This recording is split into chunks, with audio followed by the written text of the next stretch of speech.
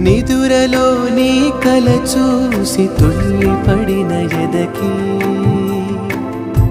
ఏ క్షణం ఎదురవుతావో జోల పాటవై ఆకలని అడగక ముందే నోటి ముద్ద నువ్వై ఏ కథలు వినిపిస్తావో జాబిలమ్మ